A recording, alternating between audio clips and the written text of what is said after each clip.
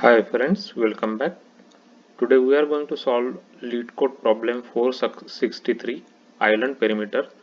This problem is previously asked by Apple and Facebook in their interviews. So make sure you understand the problem and able to solve this problem. So let's go over the description quickly. You are given a row into column grid representing a map where grid ij is equal to 1 represent land and grid ij is equal to 0 represents water. Grid cells are connected horizontally or vertically, not diagonally. The grid is completely surrounded by water and there is exactly one island, one or more connected land of cells. The island doesn't have lakes, meaning the water inside isn't connected to the water around the island. One cell is a square with side length 1. The grid is rectangular.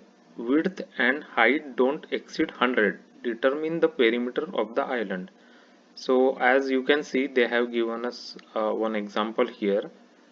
So this is one island they have given us inside a grid, and we have to find out how much is the perimeter of this island. So let's take this example over here. So this is the same example, right? So let's just uh, so what we will be doing is we will be like using DFS actually to solve this problem, right? DFS we will use, and we will first start iterating the 2 by 2 grid, right, from this cell, starting cell. And once we find this cell basically which is one, right, means basically a land, right, then we will start using DFS, so we can go in all four directions, right? So this is one, this is we can go here, right, at the bottom, right?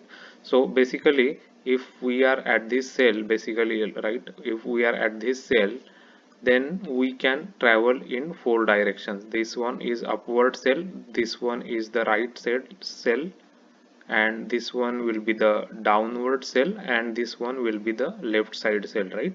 So if this is the I comma j cell, right, I comma j.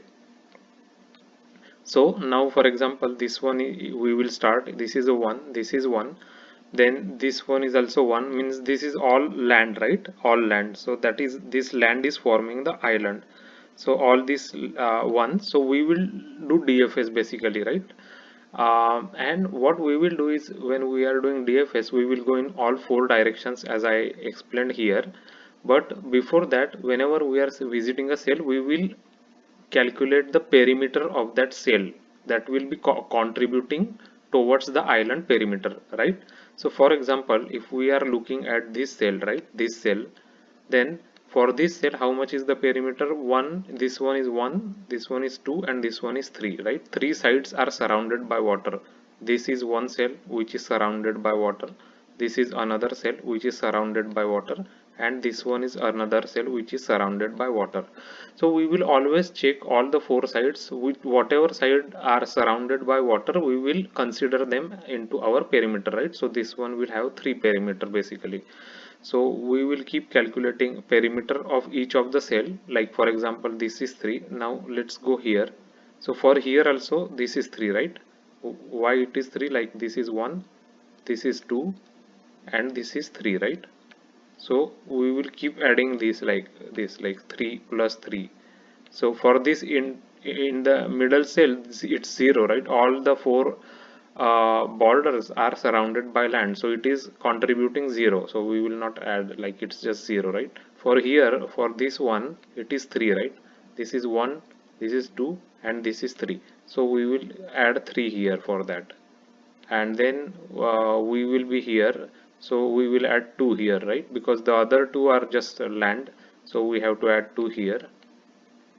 And then for this cell, these two we have to add, right, they are contributing to the perimeter of the island.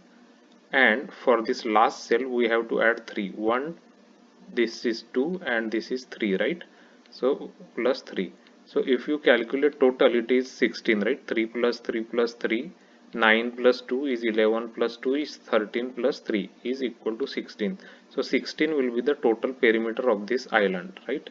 So as you can see, 16 is the perimeter of the island. So basically we'll start doing DFS here, and we'll do the DFS for the whole island, right? It will because it will be connected horizontally or vertically, so we will check in all the four directions, and we will keep visiting all the cells. But before we visit other cells, we will keep calculating the perimeter of that cell itself and add that into our perimeter, right? So let us see the implementation quickly. So I created a this array for x and y direction, because we can go in these four directions, right, as I mentioned here. So I just created an array for, it's simple for calculation. I created a perimeter variable here, and here we are going to be iterating through the given grid, and as soon as we see a 1 and it's not visited, we will start our DFS here, right? So this is our DFS start, because for example this one, right, this one here, we will start our DFS. And the DFS, we will pass the current x and current y coordinate matrix and row and columns, right? So these three things are constant here. This is not changing, only changes in current x and current y, right? Because we will go in four directions, so we will just change current x, current y. So here I just have two variables, dx, dy, and they are 0 in the beginning, and once we visit the current cell, we will just make it -1, so we will not revisit it again, right? So that's what we are doing here. And here we are going in four directions of that cell, and we will make sure, like, to calculate the perimeter, right, we will go into four directions, and to calculate perimeter we will check where the water is and where the land is, and based on that we will calculate perimeter here, right?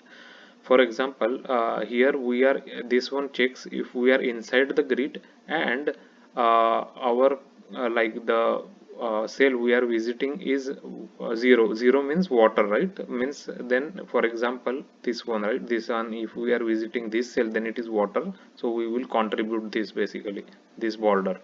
So that's what we are doing. Whenever we are visiting a water cell which is surrounding water cell, we will add a perimeter here. Or otherwise, if we are going outside of the matrix, then also we will add into perimeter, right? Because outside of the matrix is water, so we will increase perimeter in that case as well. So this for loop, we are calculating the for loop is calculating the perimeter for that cell, and then here now we are doing the DFS. After the perimeter is calculated, we will again go in all the four directions wherever is possible, right? So wherever is possible, what I meant to say is we can go only if it is like the cell is should be inside, right, the matrix, inside the grid, and then it should be one. For example, from for example, if I am here, then I can go here, right? But I cannot go that side actually, because it's water anyway, so we have to go inside basically the grid. So that's what it is doing.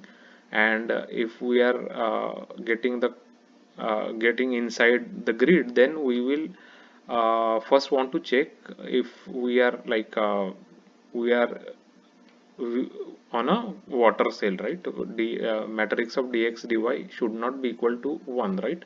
If it's not 1, then we will return, basically means we want to make sure that we are connected by land, so we can go only if it is 1, basically, right? So that's what it is doing here. And then we will again call the DFS on the new dx dy, basically, right? Dx dy we will calculate here for four directions. So we will either, like, for example, if this one is ij, let's say, right, ij is the current cell, then the above cell will be I minus 1 j, right? I minus 1 j here, I minus 1 j is the above cell. The below cell is I plus 1 j. We are going to the next row, so it's I plus 1 j. If we are going into the right side, then it will be I j plus 1, right? And if we are going on the left side, then it will be I j minus 1, because we are going on the left side. So we are actually, what we are doing here in this loop is we are going in all the possible these four directions for the current cell. So that's what we are doing, and as long as we are visiting a correct cell. For example, we are visiting another land cell, then we are part of the island and we want to explore it, right? So that's what this DFS will again calculate, right? It will again recursively call the same DFS function with a new current x and current y. So this is the approach, and at the end we will always keep incrementing our perimeter, and perimeter we will return at the end, right? So let's just take this same example which is they have given here, this one, right? This example we are taking and we are making sure it's giving us 16 as the result. So as you can see, we are getting correct result. We will just make sure the all other test cases are also getting passed, and mm, yeah, so we are good, so we can submit this solution now. So our solution got accepted by LeetCode. So this is the way you can calculate the perimeter of an island. This is a problem that is asked in Facebook and Apple.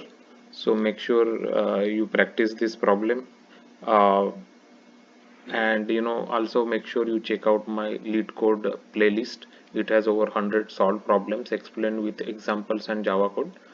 As well as you can check out my Java interview playlist, which has a lot of practically previously asked, frequently asked Java questions and how to answer them. So check it out. Also, if you find this video helpful, please subscribe and like it.